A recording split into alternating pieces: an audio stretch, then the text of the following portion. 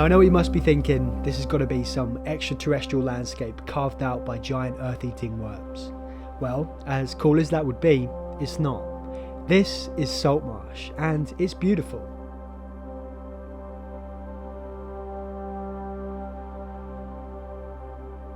It's also a habitat that transforms twice a day, bringing together land and sea. It's a place that feeds thousands of animals. It's a habitat that stores carbon 40 times faster than temperate forests. It can protect us from severe storm and flooding events, and it's probably no surprise to you that this is a habitat that we've taken for granted. Well, completely butchered really, but there are some pretty cool ways we can bring it back.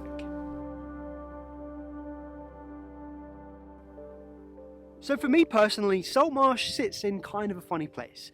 I'm from an area in the southeast of the UK where there should be an awful lot more salt marsh. In fact, come to think of it, where my house is built on that land, that should really be salt marsh.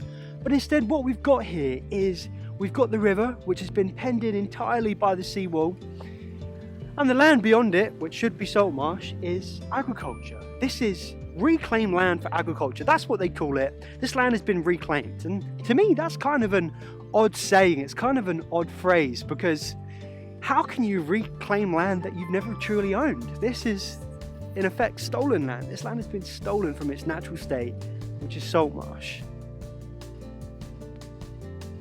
Salt marsh has declined by more than 85% over the past couple hundred years in the UK. It's a habitat that is overlooked, undervalued and underappreciated. I'm guilty of this too. We've recently been to see some epic temperate rainforest and lovely old ancient oaks, but now it's time to shine a light on the muddy, boggy beauty that's salt marsh. I recently headed to the Norfolk coast, where there's some of the UK's best examples of this habitat. So you can think of salt marsh as a coastal wetland habitat. Soils here, it's very muddy, it's very peaty.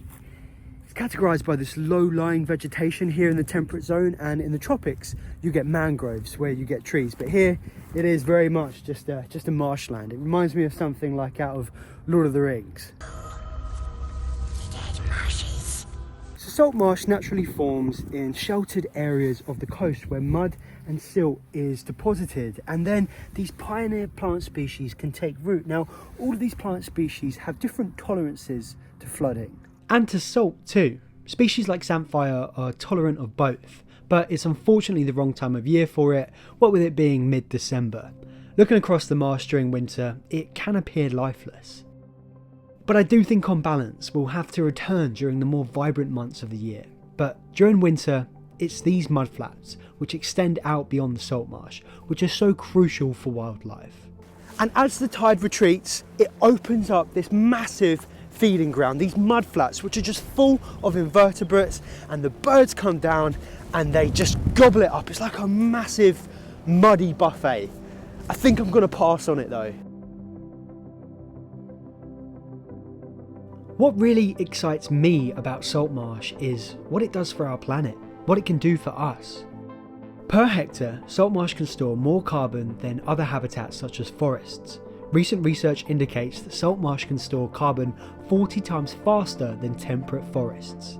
That's pretty startling, considering how much emphasis has been put on planting trees to store carbon over the years. With every high tide, organic sediment is brought in and trapped within the mud. The plants that die are also buried in the mud, rather than decomposing and releasing carbon into the atmosphere. I feel that salt marsh's incredible ability to store carbon alone is reason enough to protect and see its restoration. But they're also a natural flood defence. By virtue of their natural makeup, they dissipate wave energy, acting as a buffer, absorbing that energy that all too often ends up flooding or eroding development we've built too close to the sea. Along with cleaning water of pollutants, being a habitat for many species that I haven't time to count, they're also a pretty nice place to come and get away from it all, even in the middle of December. So how come we've lost so much of it?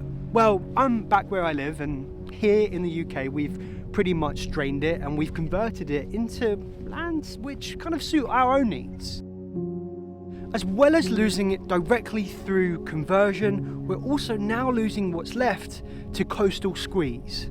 Coastal squeeze is exactly what it sounds like. It's kind of squeezing salt marsh out of existence. And it's happening because the salt marsh is getting caught between the embankments and the sea walls that we've built and the incoming tide. You see, the salt marsh can't progress up those embankments. And as the tide comes in and with sea level rise, it just erodes away and eats away at it. And we're losing a lot of salt marsh to this right now.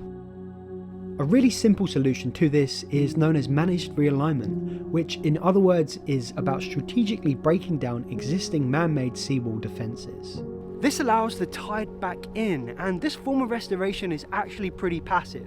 I mean, once you breach the seawall and allow the flow of the water to come back in, the plant's established through natural colonisation. Just across the river here, you have a pretty cool salt marsh restoration project, which used earth dug out from a railway scheme in London. It was brought here by boat and it was used to sculpt and create a lot of the natural islands and habitats which you associate with salt marsh.